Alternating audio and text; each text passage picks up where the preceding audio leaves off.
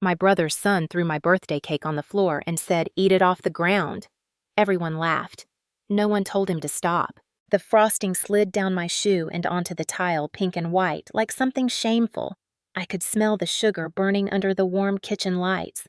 Their laughter filled the room, high and careless. Even my mother laughed softly, but she laughed. I didn't say a word. I just knelt, cleaned it up, and smiled like it didn't matter. But it did. That was the last thing I'd ever clean up for this family, because next time I wouldn't be the one on my knees. It was my 30th birthday, and Mom had insisted on hosting a family dinner. I'd have preferred a quiet night at my apartment, but she said, "You need to spend time with your brother. He misses you." Dylan never missed me. He missed my credit card. So I drove the 40 minutes to her house after work, still in my school cardigan, carrying a store-bought cake. Chocolate with buttercream, the kind on sale at the grocery store. I grabbed paper plates and forks, too, because someone had to think ahead. When I arrived, the smell of lemon cleaner hit me before I even stepped in. Mom loved a spotless house. She said it made people forget the noise inside. The table was covered with a thin plastic cloth printed with balloons. Dylan arrived late, of course, wearing sunglasses indoors and carrying nothing but his ego. His son Mason ran in after him, waving a toy truck. "Look who decided to show up," Mom said, smiling like he'd just returned from war instead of a bar. "My boys." I lit the candles myself. Mom hovered near Dylan, fixing his collar, cooing like he was 12. Dad was in his recliner, staring at the muted news. Mason bounced beside me as I cut the cake. Everyone was half engaged, half distracted. I handed out slices one by one until a single piece was left, the one with my name piped in blue icing. I knelt to Mason's level and smiled. "Here you go, buddy." He looked up at Dylan for a cue. Dylan tilted his head, smirking the same smirk he used every time he wanted to test how much I'd tolerate. Mason grinned, gripped the plate, and flipped it over. The cake hit the tile with a wet slap.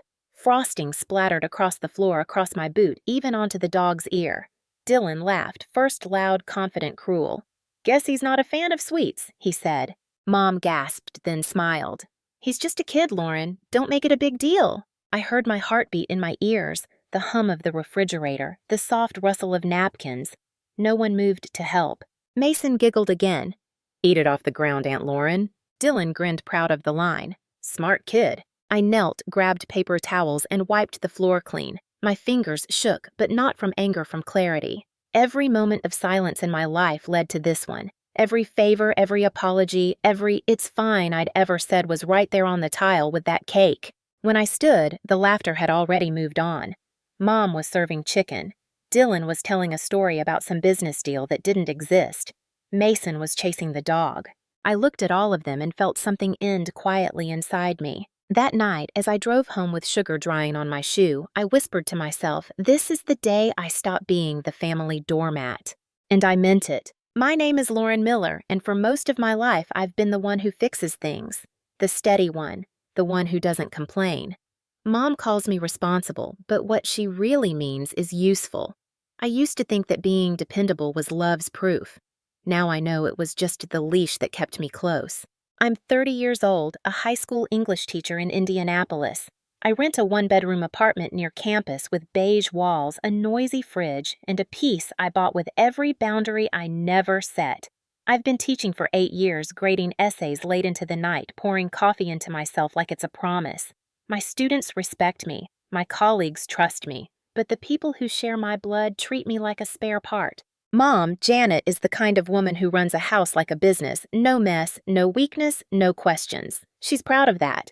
"We handle our own," she says, which always means I handle everything. My brother Dylan, 3 years younger, has never held a steady job longer than 6 months.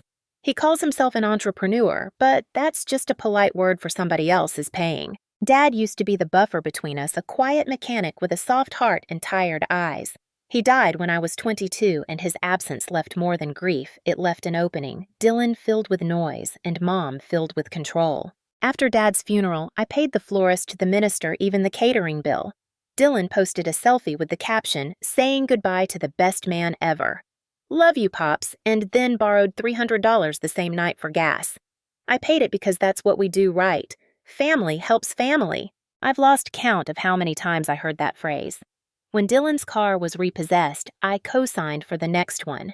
When his business Mason's smoothie truck failed, I covered the overdraft fees. When Mom's roof leaked, I paid the contractor. Every single time they said thank you with their mouths and kept their hands out with their palms up. Mom says Dylan just needs support. He's had a rough go, she tells me, like I didn't grow up in the same house with the same shouting, the same bills. You're stronger, she says you can handle it. But being strong isn't the same as being safe. It's just being quiet while you bleed. I remember one Christmas when Dylan forgot to buy gifts for anyone.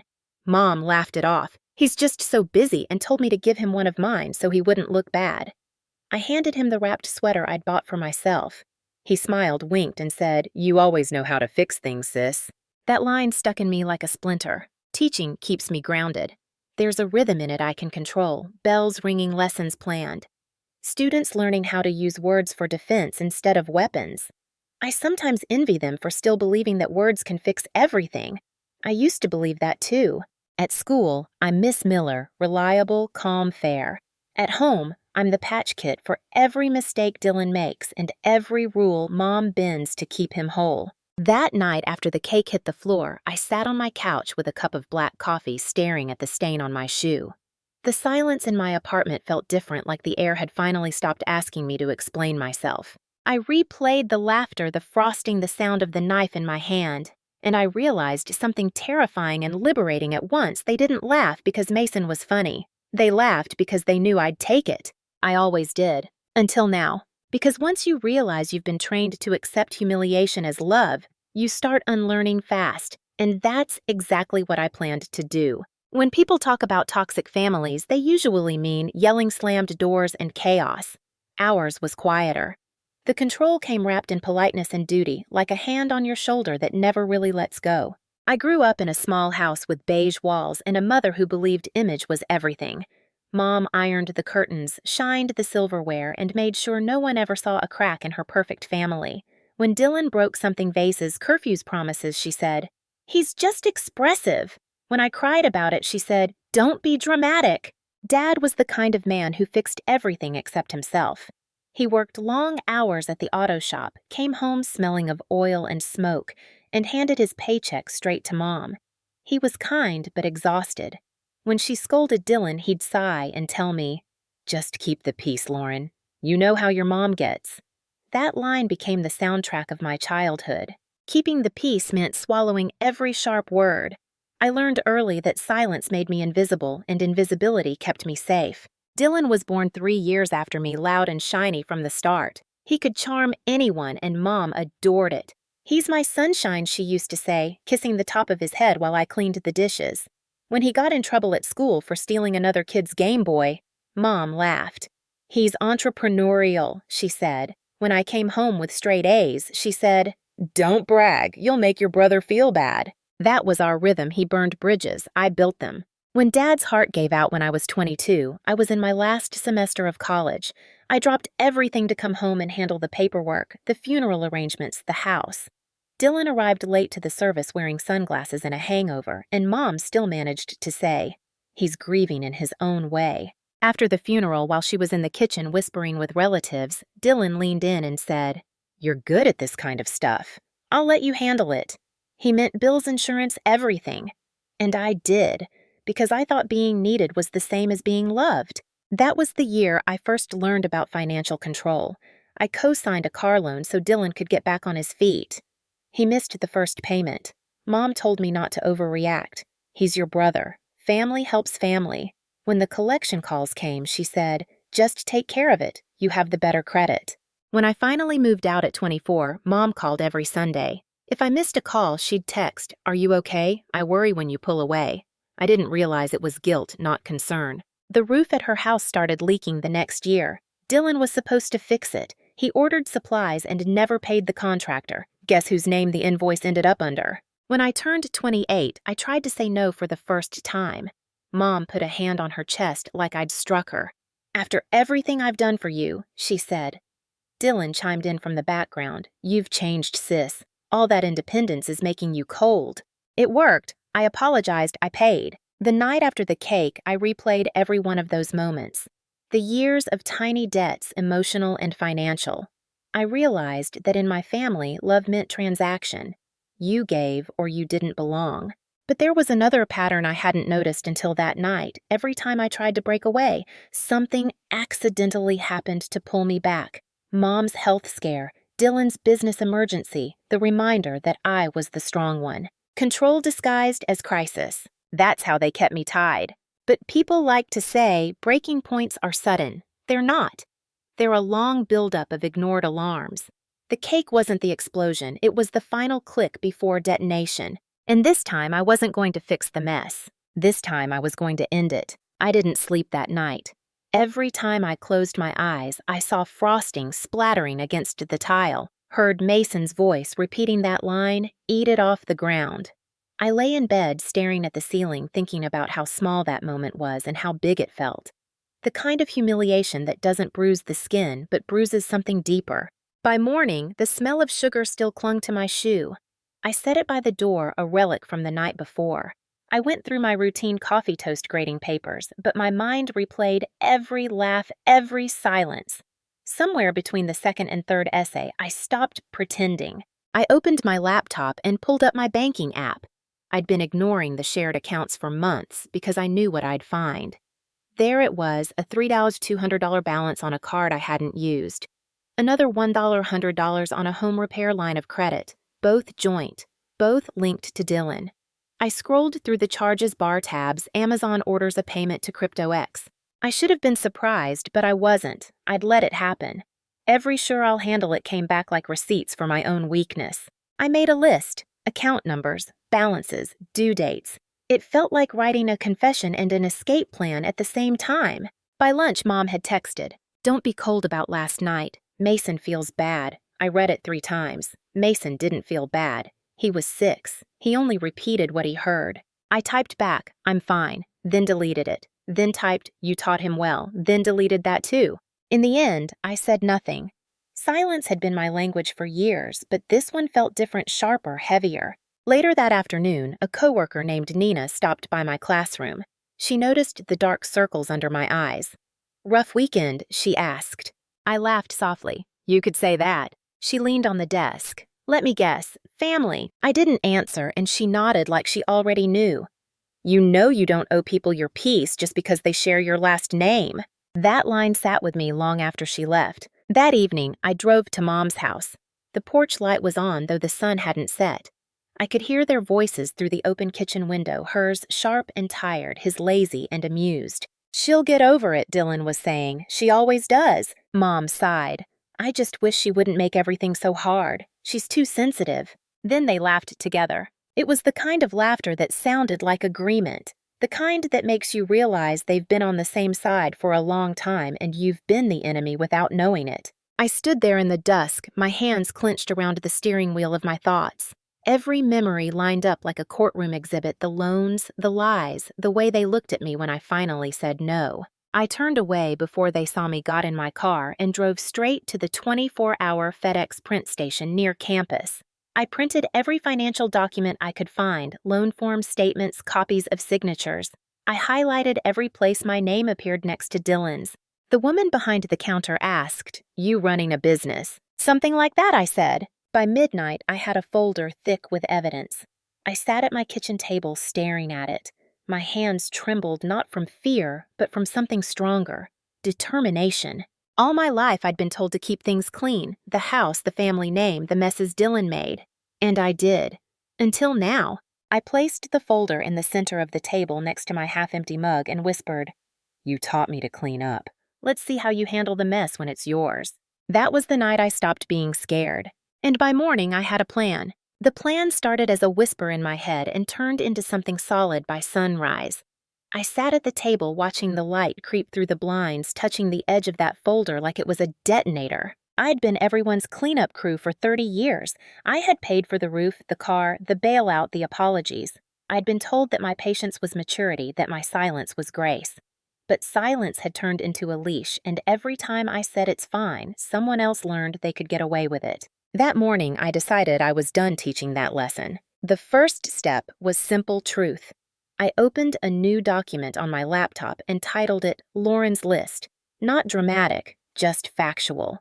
A record of every time they'd used my name, my credit, my time. It read like a diary written in dollars. 2010 co-signed Dylan's car loan balance $12,000. 2019 paid mom's medical bill after Dylan forgot to transfer funds to the $400. 2020 joint credit card for family emergencies. Total used $690. 2021 new roof split between me and mom. I paid $5,000. No repayment. 2022 bailout for Dylan's smoothie truck fines $1,200. I stopped after that, the cursor blinking like a metronome. It wasn't the money that broke me, it was the realization that they never once said thank you. It was always, you're stronger, you can handle it, you're better with money. Every compliment was a chain link disguised as praise. That afternoon, I called my bank to ask about cosigner removals. The woman on the phone said, you'll need documentation and proof of stability from the primary borrower. I almost laughed. Dylan and stability were opposites in the dictionary. Still, I thanked her and hung up. I needed a guide, someone who understood rules better than emotions. That night, I met Nina for coffee after work. She was the kind of friend who listened without trying to fix you. I told her everything, the cake, the debt, the years of being useful instead of loved. When I finished, she leaned back and said, Lauren, that's not family. That's a company using your credit score as its business plan. I let out a shaky laugh. So what do I do, fire them? Her voice softened. You don't fire them, you resign. That line stuck like a truth always does, simple, heavy, impossible to unhear. By the time I drove home, my decision had teeth. I wasn't going to yell. I wasn't going to post anything or send angry texts. I'd let the paperwork speak. Let signatures do what words never could. When I got home, Mom had left 3 missed calls and 1 voicemail. Her voice was syrup sweet. Hey, honey, Dylan mentioned you were acting distant. Don't hold on to little things. Families fight, families forgive. Call me. It wasn't forgiveness she wanted. It was obedience. I deleted the message. Then, almost on impulse, I opened my camera roll. I scrolled through years of photos, Dylan smiling with his new car, Mom cutting the ribbon on the remodeled kitchen, both bought with my loans. Not a single picture of me holding something that was mine. That realization burned through the last of my hesitation. I pulled out the folder, slid my ID and paperwork inside, and wrote 1 more line on the first page. Tomorrow I remove my name from everything. When I capped the pen, it clicked louder than it should have. I sat back feeling an unfamiliar kind of calm, the kind that comes when you finally stop asking permission to exist. Before bed, I looked at myself in the mirror. My face was tired but steady. You don't owe them peace, I said softly. You owe yourself freedom. And that was the first promise I'd ever made to myself that I actually intended to keep. The next morning, the air outside was still gray when I walked into the downtown branch of Heartland Federal Bank, the kind of gray that matches a mood before it matches the sky. I carried my folder under my arm and wore the same cardigan I always wore to work. It felt symbolic, somehow familiar armor for an unfamiliar war. The woman at the customer desk smiled politely. How can I help you today? I need to remove my name from several joint accounts, I said. My voice sounded steady even though my hands felt like they were holding a live wire. Do you have your documentation? I lifted the folder. Every page is... She led me to a cubicle where a placard read, Carla Jenkins, Account Specialist.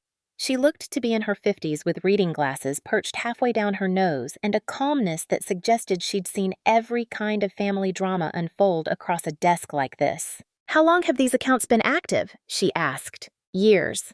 Too long, I said. She gave me a knowing look. You're not the first to sit here and say that. We started with the car loan. Dylan's name first, mine second. Carla explained that I could request removal, but only if the primary borrower requalified independently or found a replacement cosigner. So basically, I said he has to be a responsible adult for once. Exactly, she said, stamping the page. You can file the request today. That triggers a review. The stamp hit the paper with a dull thud. It sounded like closure in progress. Next came the line of credit for home repairs. Carla reviewed the fine print. You can revoke your guarantee here. It'll freeze new transactions and start an internal audit. Do it, I said. She stamped again. Finally, the joint card. That one stung the most. It was the card they used for groceries, dinners, and Dylan's failed ventures. Carla slid the form across the table. Once you close this to new charges, the remaining balance is split proportionally. You'll be responsible for your half until it's paid off. I laughed softly. I'll take half the damage if it means no one can add more. She smiled faintly. You're doing the right thing. Every form felt like untying a knot. Every signature felt like unlocking a cage. Carla looked over my paperwork, organized it neatly, and said, You know, people think this part is about money. It's not. It's about permission. You're taking it back. I nodded, holding her gaze. That's exactly what it is. When she finished, she handed me stamped copies for each account. I tucked them into the folder carefully. The pages felt heavier than they should have, like evidence and proof of courage all at once. As I left, my phone buzzed with notifications. Voicemails, texts, missed calls. I didn't have to look to know who they were from. I walked outside into the cold air, let the phone vibrate in my bag, and didn't answer a single one. Instead, I went to a small diner across the street and ordered coffee. The waitress filled my cup and said, You look like you've had a morning. I smiled faintly, a necessary one. While I stirred sugar into my coffee, I thought about all the years I spent signing papers to make other people's lives easier. Every just help us this once. Every you're the only one we trust. I had confused dependency for closeness, like being needed was the same as being loved. But sitting there, hearing the echo of those stamps in my head, I realized the truth. Love built on obligation is just control wearing perfume. By the time I got home, the sunlight had shifted. It wasn't bright, but it was steady. My voicemail count had doubled. I played one. It was Mom's voice, sharp and tight. Lauren, what have you done? The bank called. They froze the line of credit. Dylan's furious. You can't just make decisions like this. We're family. Her tone wasn't fear, it was anger dressed as panic. Another message came through seconds later. Dylan yelling into the phone, his words tumbling over each other. You think this is funny? You're ruining everything. You can't do this to us. To us, not to me. That was all I needed to hear. I sat down at my kitchen table and flipped through the stamped papers again. Each red seal looked like a wound healing over. My apartment was quiet except for the hum of the refrigerator and the soft tapping of my pen against the folder. I wasn't shaking anymore. I opened a clean page in my notebook and wrote, Step 1, financial severance complete. Step 2, personal confrontation pending. It felt procedural, almost professional. If my family had treated me like their employee, I might as well finish this like a resignation letter. That night, I slept soundly for the first time in years. And in the morning, I was ready to deliver the news in person. Because this time, the cleanup wouldn't be silent, it would be witnessed. I drove to Mom's house early the next morning. The sky was a dull silver and the roads were slick from last night's rain. My hands were steady on the wheel. No shaking, no hesitation, just purpose. When I pulled into the driveway, Dylan's hatchback was already there, crooked as always, one tire kissing the grass. A parking ticket fluttered under his wiper. Typical. I walked up the porch steps with my folder tucked under my arm. Before I could knock, the front door flew open. Mom stood there, arms crossed, eyes sharp. She'd already heard. Lauren, she said, voice tight as a violin string. What did you do? I followed policy, I said. She blinked, thrown off. Policy. I stepped inside. The living room was two bright curtains wide open like she wanted the neighbors to see a family united. Dylan stood by the counterphone in hand, pacing like a caged dog. Dad sat silently in the recliner, eyes fixed on the carpet. I laid the folder on the table. I removed my name from every joint account, every loan, every line of credit that isn't mine. Mom's face flushed pink. You can't just... I can, I interrupted calmly. And I did. Dylan let out a short laugh. You're unbelievable. Do you know what this does to my credit? To our credit? Our, I said. There is no our. That's the problem. He slammed his phone onto the counter. You're soft, Lauren. You've always been soft. One little kid jokes with you and you make it into a crisis. You're pathetic. I didn't flinch. This isn't about the cake, Dylan. He sneered. Then what, huh? You need attention. You want to play the victim now? Mom jumped in, voice rising. Enough. Both of you, this is family business, not a courtroom. Funny you mention court, I said quietly, opening the folder. I pulled out a copy of the joint credit statement highlighting the charges. Bartab's Electronics, a $900 investment in CryptoX. Your signature right next to mine. Dylan stepped closer. You went through my stuff. No, I said. I went through our stuff. That's what happens when you put someone's name on your debt. His voice hardened. You think you're better than me because you've got a paycheck and a desk job. No, I said, meeting his eyes.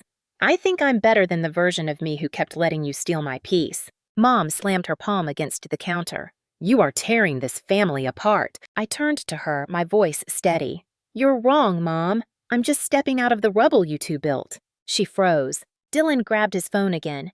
You can't just walk away. Those accounts are linked to my business. You're ruining everything. Your business, I asked. What business, Dylan? The smoothie truck that never opened, the t-shirt company that charged my card for inventory. You don't have a business. You have a pattern. His nostrils flared. Watch your mouth. I leaned forward. Why? You only hit things that don't hit back. He moved fast. His hand slammed the table, rattling the coffee mugs. Mom gasped. Dylan, stop! I didn't move. I just pressed a small button on my phone where it rested on the folder. The screen lit up recording. His voice rose. You think you can embarrass me? Go ahead. You're nothing without this family. Maybe, I said, but at least now I'm free. He took a step towards me, jaw clenched. Undo it. Now. I shook my head. No. For a moment, the room went still. Then he grabbed the edge of the folder and hurled it across the table. Papers flew, contracts, receipts, evidence fluttering like white flags that no one intended to honor. Mom shouted, Stop it! Both of you stop! I bent down, slowly gathered the papers, and said softly, You know, Mom, every time he does this, you make it my fault for not keeping the peace. Her face went rigid.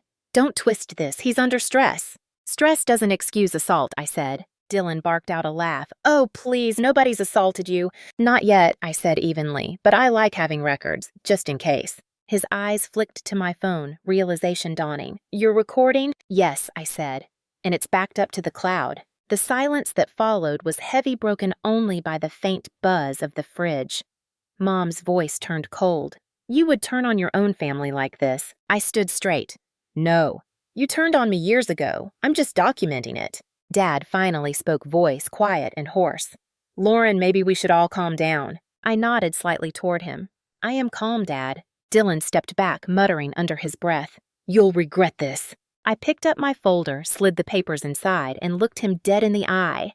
Maybe, but at least I'll regret it with my own name, my own credit, and my own freedom. Mom's voice followed me to the door. If you leave now, don't expect to be welcome back. I paused at the threshold, one hand on the doorknob. The same door I'd walked through 1,000 times before, always entering as the peacekeeper, the fixer. This time, I was leaving as something else. I turned just enough to meet her eyes. You told me that last night, remember? Stay away forever. I believed you. Then I walked out. The sun had broken through the clouds, pale and sharp. As I stepped off the porch, my phone vibrated in my hand. A text notification appeared, 911 call in progress. I didn't stop walking, because for once, someone else could clean up the mess. When I got home that afternoon, the adrenaline had drained out of me, leaving only exhaustion and a strange quiet. My apartment felt different, lighter somehow, even though nothing had changed. I placed the folder on my kitchen table and stared at it like it contained a new life. In a way, it did. My phone buzzed over and over, but I let it. The first voicemail came from Mom. Her voice was frantic, high-pitched, desperate. Lauren, please! You didn't have to call the cops? Dylan's just stressed. He didn't mean anything by it. They're talking about charges, for God's sake. Take it back. Family doesn't do this to each other. I deleted it halfway through. The second was quieter, Dylan's voice lower-edged with threat. You think you won?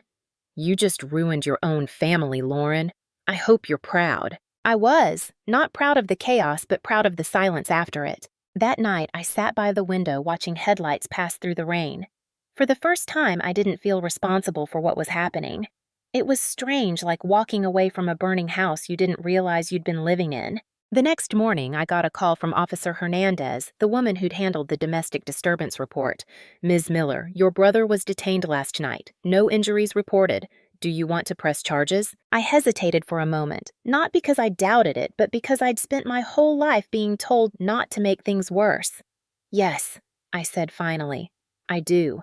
Good, she said. You did the right thing. Those words hit harder than I expected. No one in my family had ever said them to me. 2 days later, I received the official report, 1 count of assault, 1 count of financial fraud under investigation. Mom called again, but her tone had shifted. Lauren, she said, voice brittle. I can't believe you'd air our dirty laundry like this. The neighbors are talking. The church is talking. I can't even show my face. I didn't air anything I said quietly. I just stopped covering it. "You think this makes you look strong?" she snapped. "You've made a fool of your own mother." I didn't reply. Her guilt had always been my leash. I wasn't taking it back. When I didn't respond, she tried another tactic. "If you drop the charges, we can fix this. I'll talk to Dylan. We'll pay you back." "No," I said. "You won't. You've had 30 years to fix this. I'm just making sure it doesn't keep happening." There was a pause. Then she whispered, "You're heartless." "No," I said. "I'm tired." And I hung up. That week, my colleagues noticed the change before I did. I smiled more. I slept through the night. I stopped checking my phone like it owed me something. Nina stopped by my classroom one afternoon and said, "You look different." "I feel different," I said. "Lighter." She grinned. "Freedom looks good on you." By the end of the month, Dylan was formally charged. He spent a few nights in holding before Mom posted bail using what was left of her savings. The house, her perfect, spotless house, went into pre-foreclosure not long after. The roof I'd paid for once was now leaking again, but this time I didn't rush to fix it. I moved into a small downtown apartment closer to work. It had a leaky faucet and a window that stuck in winter, but it was mine. Every night I'd make tea, light a candle, and let the silence settle like soft armor. One evening, as I was grading essays, my phone buzzed with a text from Mom. "I hope you're happy. Your brother's life is in ruins." I typed, "He built it that way," then deleted it, then typed again. "I am happy, and I'm done." I hit send. The next day, I went for a walk before sunrise. The city was quiet dew shimmering on the pavement. I breathed in and realized something that startled me. I didn't feel guilty anymore. For the first time in my life, the mess wasn't mine to clean up, and the quiet wasn't punishment. It was peace. After Dylan's arrest, I expected to feel empty, like I'd lost something permanent. Instead, what I felt was space-wide, unfamiliar, terrifying in its freedom. The kind of space that demands you fill it with something better. For the first few weeks, I stayed busy with small routines. I repainted my apartment's peeling walls a warm cream color. I bought a second-hand desk and set it by the window, and I started writing again. Not lesson plans or grading notes, but real writing pages about guilt, silence, and the way love can turn into currency when you're not paying attention. It started as therapy, then it became something more. One night, Nina stopped by with takeout and wine. "You should publish this," she said, flipping through my notebook. "It's just venting," I said. She shook her head. "No, it's a roadmap. You think you're the only person who's been used by their family? People need to read this." I laughed it off at first, but the idea stuck. I spent the next 2 months turning my notes into a manuscript titled "Boundaries Lessons I Learned Too Late." I poured every detail into it, the subtle control, the guilt-laced kindness the night I stopped cleaning up. I didn't name my family, but anyone who's lived it would recognize the type. When I finished, I uploaded the first few chapters to an online writers' forum. Within a week, the posts went viral. Comments flooded in. I thought I was the only one. My sister treats me the same way. "You just described my mother word for word." It was strange how many people carried the same scars. Strangers from all over the country shared stories of being the responsible one, the forgotten one, the silent one. Their messages filled my inbox until it felt like an ocean of voices finally saying "me too." That's when a small publishing house reached out. The editor, a woman named Grace, said she hadn't planned to read past the first page, but then she couldn't stop. "It's not just a story," she said. "It's survival written down." 3 months later, I held the first printed copy in my hands. The cover was simple white background, a faint gray outline of a lock, and my name beneath it. Lauren Miller. My name. Alone. Free. When the book launched online, something unexpected happened. Teachers, therapists, and women's advocacy groups began quoting it. I was invited to speak at a local conference about toxic loyalty and financial manipulation. Standing at the podium, looking out at a room full of faces, some tearful, some defiant, I realized that revenge doesn't always look like victory. Sometimes it looks like truth spoken out loud. After my talk, a woman's approached me. She looked to be in her 60s, wearing a floral scarf and a brave smile. "I left my husband after 40 years, she said. "Your story made me do it. I finally set a boundary." I hugged her. It wasn't dramatic, it was quiet, the kind of quiet that heals. That night when I got home, I bought myself a cake. Not a cheap store one, but a small, rich chocolate torte from the bakery downtown. I set it on my table with a single candle. As I lit it, I whispered, "Happy birthday to the day I grew a spine." I ate it slowly, savoring each bite, no laughter echoing around me, no one waiting for me to clean up. A few weeks later, a local morning show invited me for an interview. The host introduced me as the teacher who turned family trauma into a lesson for everyone. The segment aired nationwide. Within days, my inbox filled again, this time with invitations to podcasts, panels, and interviews. Success didn't feel like a spotlight. It felt like oxygen. One afternoon, I got a text from an unknown number. "Saw you on TV. Must be nice pretending you're some kind of victim." I didn't need to check the number. I knew Dylan's bitterness when I saw it. I stared at the message for a long moment, then replied, "No pretending, just living." I blocked him after that. When I told Nina, she smiled. "You know, the best revenge isn't proving them wrong, it's not needing to." She was right. Now, I teach fewer classes and write more. I work with a nonprofit that helps women rebuild their finances after leaving abusive homes. Every time I help someone fill out a form to reclaim her name, I think of the sound of Carla's stamp hitting paper, the sound of permission being returned to its rightful owner. Sometimes people ask me if I miss my family. I tell them the truth. No, I miss the version of me who thought they'd change. That version is gone, and I don't mourn her. Because the woman who replaced her, she finally knows how to build something that can't be taken. The book's release was still fresh when the court date arrived. Dylan had pleaded not guilty, of course, claiming misunderstanding and stress. But the evidence was clear: the recording from that morning in the kitchen, the loan documents, the statements Carla had stamped and notarized. I sat in the second row of the small county courtroom, hands folded in my lap, watching him twist his wedding band and avoid my eyes. Mom sat behind him, jaw set, refusing to look at me. She wore her pearls as if respectability could erase the truth. When the judge entered, the shuffle of the room quieted. The proceedings were short, barely half an hour, but every minute felt like a correction for years of imbalance. Dylan's voice shook when the prosecutor played the recording. The words echoed across the speakers. "You think you can embarrass me? Go ahead, you're nothing without this family." It was strange hearing it in that sterile space, stripped of its power. The judge listened without expression, then turned to him. "You admit this recording is your voice?" He swallowed hard. "Yeah, but it's not." "Enough," the judge said.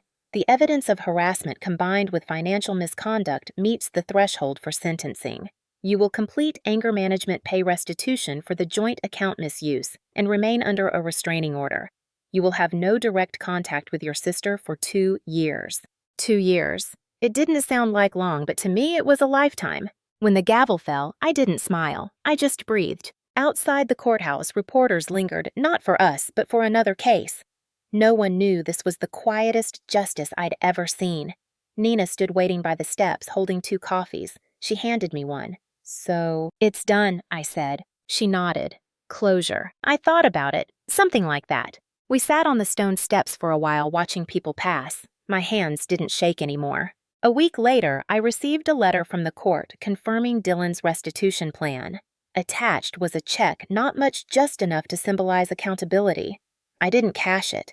I kept it in a drawer, not as money, but as proof that consequences finally existed. Mom called once more after that. Her voice was smaller, older. "You humiliated your brother," she said quietly. "No," I said. "He did that himself." She sighed. "I just wanted peace." I closed my eyes. "Peace isn't the same as silence, Mom.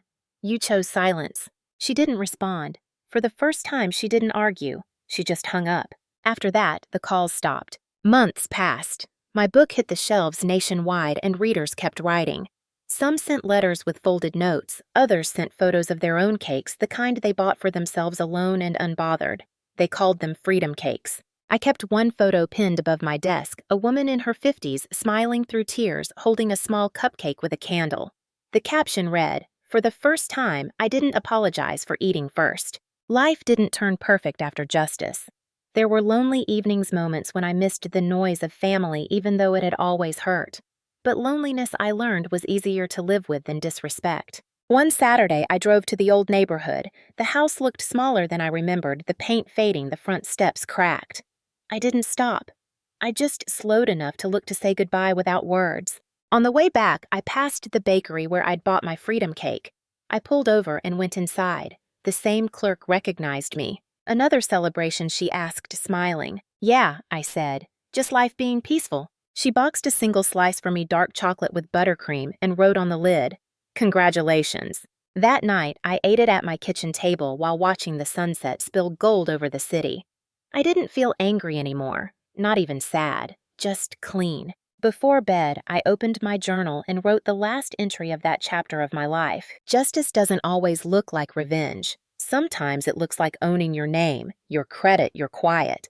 Sometimes it's just a piece of cake you buy for yourself because no one can throw it on the floor again. I closed the book, turned off the light, and slept without dreams. The next morning, sunlight streamed through the blinds, catching the gold letters on my book's cover boundaries. I smiled and whispered to the empty room, "No is still a full sentence." And for the first time in forever, I didn't feel like I had to explain it to anyone. The months that followed were quieter than I'd ever known, and at first that silence felt like standing in an empty auditorium after a storm of applause still ringing with ghosts. I kept waiting for the guilt to return, the old reflex that said I'd gone too far, that I should call and fix things. But it never did. It had died the same day my brother's arrogance met a courtroom's gravity. In its place came something else, space. I filled it slowly. I started therapy not because I was broken, but because I didn't want to carry other people's damage anymore. My therapist, Dr. Patel, was calm and methodical. She listened without pity. The first thing she asked me was, "What would it feel like if your worth wasn't tied to usefulness?" I didn't know how to answer, so for weeks I tried to find out. I learned to say no to students who begged for extensions, to colleagues who wanted me on committees because you're so organized. Each time it got easier. The world didn't fall apart when I said no. It just rearranged itself into something more honest. At home, I replaced the framed photo of my family with one from the teacher's retreat, a group of us standing under redwood trees, laughing like people who weren't waiting for permission. I joined a book club that read memoirs and drank too much wine. I learned to garden on my tiny balcony. Little rituals of normalcy became proof that peace didn't have to be earned, it could simply exist. Then, one morning in May, a letter arrived with no return address. I knew the handwriting immediately, Mom's. Inside was a single sheet of paper. "Lauren, I've been thinking a lot about what happened. I don't know how to talk to you anymore. Dylan's been different since court. I'm not asking for forgiveness, but I hope you're well. The house is quiet. Sometimes I miss your voice. Mom." There was no apology, just a faint tremor of loneliness between the lines. For the first time, I didn't feel anger reading her words. I felt pity, not cruel pity, but the kind you feel for someone still living by rules you've outgrown. I didn't write back, not yet. Instead, I wrote something else, a second book proposal. This one would be called Inheritance: The Cost of Staying Quiet. I wanted to tell not just my story, but the pattern it came from, the way families hide abuse behind politeness, the way silence gets inherited like debt. The publisher accepted it within a week. Grace, my editor, said, "You found your voice, Lauren. Don't lose it." Work became joy again. Teaching felt lighter. I added a new elective, writing through survival for seniors who'd lived through hard homes or messy childhoods. They filled those pages with fire. One student, a quiet girl named Addison, handed me her final essay with shaking hands. "It's not perfect," she said. I read the first line and smiled. Neither is healing. That night, I reread my old notebook, the one where I'd written Lauren's list of debts, loans, and disappointments. Every number, every detail of what I'd lost. I tore out the pages one by one, fed them through the shredder, and watched them turn into strips of white paper. Each one fell into the bin like a small ghost, finally laid to rest. Later that summer, the nonprofit invited me to host a virtual workshop titled Reclaiming Your Name. Hundreds of women joined. One of them asked during the Q&A, "Do you ever regret cutting them off?" I thought about it carefully before answering. "Regret is just the body's way of checking if the wound's still open," I said. "Mine isn't." After the session ended, I sat in the glow of my laptop screen, watching messages of gratitude flood in. They called me brave, but bravery wasn't the right word. I hadn't been fearless, I'd just been tired. Tired enough to stop letting fear make the decisions. As autumn crept in, I went for long walks after school, tracing quiet neighborhoods where kids rode bikes and leaves stuck to driveways. Sometimes I'd pass families laughing on porches, and for a fleeting second I'd feel the sting of what I never really had. But it faded, replaced by something steadier: contentment. The last time I saw Dylan was by accident. It was late October. I was in line at a hardware store buying a new lock for my front door. He walked in wearing a worn-out hoodie and a face that looked older than it should. Our eyes met for a moment. He looked away first. No words, no confrontation. Just a quiet acknowledgement that the hierarchy had reversed. He no longer had access, and I no longer had to explain. When I got home, I installed the lock myself. I stood there afterward, hand on the cool metal, and whispered, "Boundaries aren't walls, they're doors with locks." That line would later become the opening quote of my second book. And as I typed the dedication that night, it wasn't for my family. It was for every person who ever cleaned up someone else's mess and called it love. The second book launched in spring, a year to the day since the cake hit the kitchen floor. I didn't plan it that way, it just happened. But maybe life has a sense of irony because that week became something of a full circle. Grace called that morning with news Inheritance had debuted on the bestseller list. I was standing in my small apartment, coffee in hand, barefoot, still wearing the cardigan that had seen me through the worst nights. For a long moment, I didn't say anything. I just stared out the window at the morning sun flickering over the rooftops. "That's amazing," I said finally. "You did this," Grace said. "You turned pain into a compass." After we hung up, I opened the window and let the city noise drift in the hum of traffic, someone's radio playing a country song, a dog barking. Ordinary sounds, beautiful in their ordinariness. That evening, I attended a book signing at a local indie store. The line wasn't long, but the faces were real people who had read my words and found themselves inside them. A woman about my age approached with a trembling smile. "My name's Karen," she said. "I left my husband last month. Your first book helped me realize I wasn't crazy. I thought I'd thank you in person." I stood and hugged her. No speeches, no platitudes, just two strangers acknowledging the quiet power of survival. As the crowd thinned, I noticed a small boy standing with a woman near the door. The boy was holding a copy of Boundaries. His mother whispered something to him and he walked over shyly. "Are you Miss Miller?" he asked. "Yes," I said, smiling. "My mom said you teach people how to be strong." I bent to his level. "Your mom's right, but you know what the hardest part is." He shook his head. "Being kind to yourself while you learn." He grinned, and his mother mouthed thank you before leading him away. That night back home, I pulled the last slice of chocolate cake from the fridge. Not symbolic anymore, just dessert. I ate it slowly, watching the city lights blur outside my window. Somewhere between bites, I realized something that startled me. I wasn't waiting for approval anymore. I wasn't trying to earn peace through performance. Peace was simply what happened when you stopped begging for it. A month later, the nonprofit where I'd been volunteering offered me a position as director of education. They wanted to build a national program teaching financial independence to women leaving toxic families. It felt right. During the orientation retreat, I gave a talk titled "The Cost of Silence." I stood on the stage in a borrowed blazer looking out at a sea of faces, teachers, counselors, social workers, survivors. Silence. I said used to be my family's favorite language. We called it respect, maturity, obedience. But silence doesn't protect peace. It protects power. The moment you speak up, the abuser has to face their reflection. That's why they call you cruel for holding up the mirror. The audience didn't clap right away. They just nodded. You could feel the weight of understanding settle like sunlight. Afterward, a woman approached me, her gray hair pulled back neatly.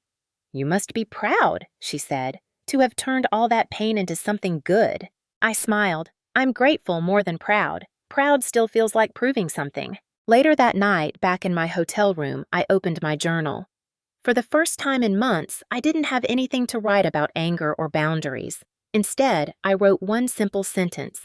"Freedom feels quiet, not empty." That became the closing line of my keynote speech for the national conference that followed. 6 months later, Mom sent another letter. No return address again, but this time the tone was different. "Lauren, I read your book. I didn't recognize myself at first. Then I did. I don't know how to fix what I broke, but I'm trying to understand. I hope one day when it doesn't hurt, you'll visit. Mason asks about you sometimes. He started kindergarten. He likes books. Love, Mom." I sat there a long time holding the letter. Mason's name glowed between the lines, innocent, unburdened, untouched by the weight of his father's choices. For the first time, I didn't feel bitterness when I thought of them. I felt distance, and distance wasn't the same as resentment. It was peace with edges. I didn't respond, not right away. but I kept the letter in my drawer beside the check I'd never cashed. Symbols of closure, both incomplete and perfect in their own way. On the anniversary of the cake incident, Nina came over with wine. You know, she said, pouring us each a glass if your life were a movie. This would be the part where the credits roll and a song plays. I smiled. Maybe, but I think it's just the part where the story stops needing villains. We toasted to that. When she left, I stepped onto my balcony. The city was alive, sirens in the distance, laughter from a nearby bar wind moving through the trees. I thought of Dad, of the quiet man who used to fix everything except the silence. I whispered, "I fixed it, Dad. For real this time." Inside, my books sat side by side on the shelf, Boundaries and Inheritance. Beneath them, taped to the wall, was the first page from my old notebook, rewritten in my new handwriting. My money is mine. My name is mine. My time is mine. My peace is mine. And then the line that had started it all. No is a full sentence. I smiled, closed the blinds, and let the night settle softly around Shane. Because this wasn't a revenge story anymore. It was a story about reclamation, and for once it ended exactly where I wanted it to,